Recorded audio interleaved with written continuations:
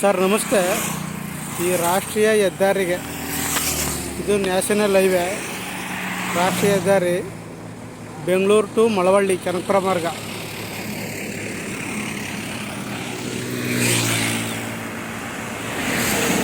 ಈ ಹೈವೇಗೆ ಅಟ್ಯಾಚ್ ಆದಂಗೆ 20 ಗುಂಟೆ ಲ್ಯಾಂಡ್.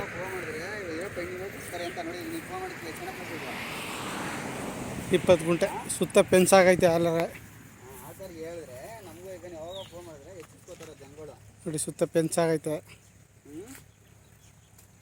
ಬೆಂಗಳೂರಿಂದ 65 ಕಿಲೋಮೀಟ್ರ್ ಜಾಗಕ್ಕೆ, ಕನಕಪುರದಿಂದ 15 ಕಿಲೋಮೀಟ್ರ್. ಕಮರ್ಷಿಯಲ್ ಜಾಗ ಇದು. 20 ಗುಂಟೆ ಕಮರ್ಷಿಯಲ್ ಜಾಗ ಇದು.